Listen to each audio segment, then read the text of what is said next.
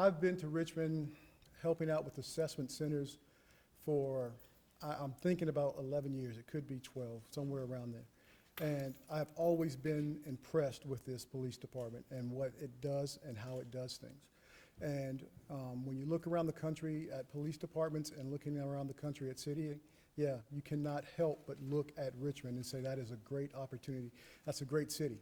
That's a great department. I think it would be foolish if I did not look at the opportunity, and then once the opportunity continued to go, if I did not grab it and come here without haste. And what I mean without haste, I mean, once he said, would you like the job? Yes. Yes, that's exactly the way it was, and I'm here today.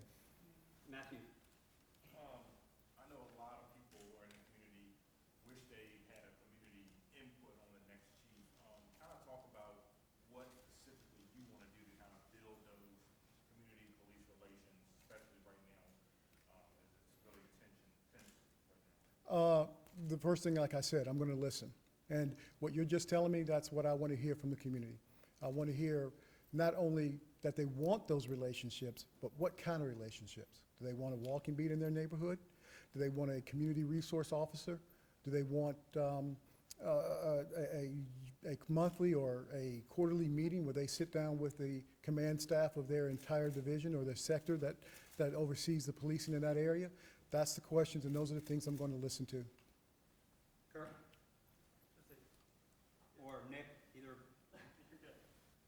So obviously we've had a lot of unrest recently throughout Richmond for the last couple nights. What do you think needs to be done differently here? That's a good question, and I've got to take a close look at that. What I know is what I've heard from just a few people and just very brief conversations and what I've seen on the media. So that is a good question, and I need to find an answer to that, and that's a question I'm going to ask. So if I just, from my far lens of what I've seen on the media from Charlotte saying they need to do this, 99% of the time I would be wrong. So I do know I need to get up close and personal to what's happening, and then I can understand it. But one thing I said earlier, what's in the ground. We need to understand what's going on. So to give you an answer of what needs to be done, that would be premature on my part to even say what it is without taking a close look at it. Jeremy. So, I've got a couple questions, but first, in terms of Charlotte, are you done with unrest there? You've got 25 nights, and if so, have you used tear gas and pepper spray and stuff? Right, well, let's not dance around that. Yeah, we used tear gas and pepper spray. And Still going on? yeah, those protests are still going on, and what I'm not going to dance around is that, yeah, we've made national news about the use of our tear gas and our weapons, munitions. And from my position, I cannot really go into details about that. I can tell you that Chief Putney and incoming Chief Jennings are deeply rooted into the decision of what happens with that, but the investigation is going on. And to be completely fair to the city of Charlotte, to the officers involved, I really cannot go into the details about that. But yeah, I know exactly what you're talking about, yes. So it's one of the issues that's come up is the question of use. There are two members of city council, including one here today, Mhm. who have proposed banning such items. The two council people that here today have called for bans on that. Do you have a position at all on the use of such items? When used properly, they're used properly, okay?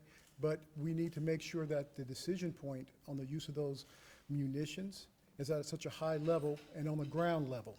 That's what I think right now, and I'm looking at it so that when they're used, the articulation and the explanation is clear and concise, and that would not be in question as to why they use them. But if the munitions, if they're used properly, can help save other people, can help prevent property from being damaged, prevent officers and others to being helped. But there's a lot of steps that you go through before that, and those are things that we're going to look at. So to tell you, should they not be used? No, they should be used properly, okay? And that's clear, and anyone making a decision should be held responsible for the use of those munitions, okay? So I know a lot of officers are listening to me right now, but I think they would agree that on the ground, I think they want to see someone in command, someone of authority to actually stand by them and say what you're doing is right, just as they want to see the public stand behind them, just as they want to see that smile from just a citizen during these hard times, or a pat on the back. I know it's COVID, okay? But it goes a long way when an officer says, or officer hears, "We appreciate you." Sabrina. One other question, you're coming Wednesday. Everyone's impressed that after, what, 30 years in, 29 years in Charlotte, you're able to, at a drop of a hat, move. How are you able to do that? I didn't say I was able to move at a drop of a hat. That's why I started off this conversation and thanking my family and the sacrifices that they're got to make. My wife is going to have to run that household and shut down things at Charlotte a lot by herself. So, yeah, it's not going to be an easy task. And, you know, you brought it up. Thank you. And I just thank you once again. Thank you, baby. Thank you. Thank you. Thank you. The other question is, you know that you're coming here during a political season. Are you certain that the work that you will do will enable you, if there's a change of mayor in January, to remain? Or is that something that's not a consideration? I can't answer the question. If another mayor comes in, that's a question for the other mayor. But right now, I think that my boss, this mayor here, is a good man, and he means well, and that I think the citizens will see that, but I cannot say who they should vote for. But I can tell you from where I stand, if I did not believe in what he was saying and what he wants and the path that he was going on, I would still be in Charlotte. Okay, Jeremy, you used up your quota.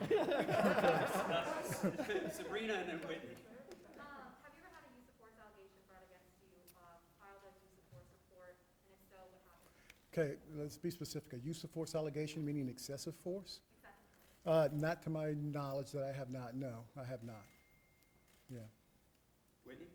Yeah, I'm interested in a little bit more of this, by all accounts, expedited hiring process. It's only been 11 short days, between the time the city lost its previous chief to you standing here.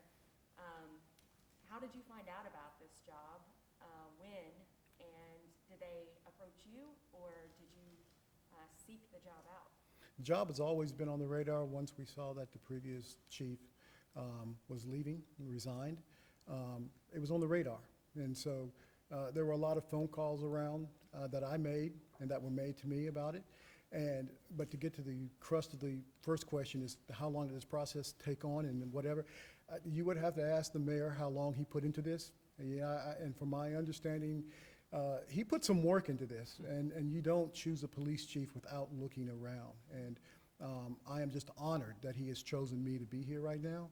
So this process, I mean, I can't tell you. I know that when I got into the process, I put everything I had into getting this job, and I thank the mayor for actually putting his faith in me to have this job. They sought you out? I received phone calls. I made phone calls. There were a lot of phone calls. But when you see things on the radar, and this is something that police executives do all the time, when you see a police executive or something, there's a problem there, they have an interest. You know, Atlanta right now is without a police chief. And I know some of my counterparts back in North Carolina are very interested in that, and they've sought out those processes as well. All around the country, if you mentioned earlier about my associations with some of the professional police organizations. Those organizations hear about these openings, and they send out these emails left and right. And so we get a whole list of these things. And a lot of my friends have taken police jobs in areas out west because that's where they wanted to relocate. That's where their family wanted to be. So, you know, there are many ways for police executives to find out exactly about openings and jobs. Last question, AJ? Okay, I'll make this quick. It's just a two-parter. There's a lot of people here, a lot of the community residents of Richmond who'd love to be here. Obviously, they can't right now. A lot of them are very anxious. What is your message directly to them? What is your message to speak to them with today, since they can't be here? And then the other part of my question is, what is the metric by which you will measure your success? In other words, there was a lot of issues that Richmond was trying to tackle even before the current issues that we're having now.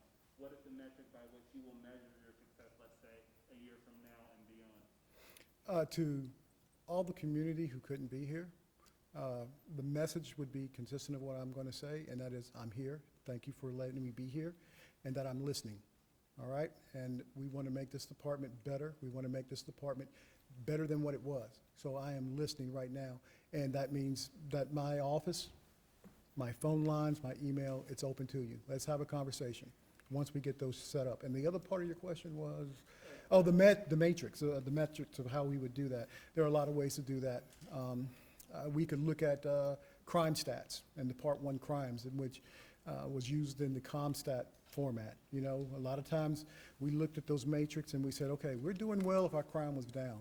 Yeah, but that kind of led to where we are today. Numbers were down, but how many relationships that we foster that month, that quarter? How many times did we have conversations with people in the communities? How many times were we, the community, ever allowed to come in and talk to us about what was going on?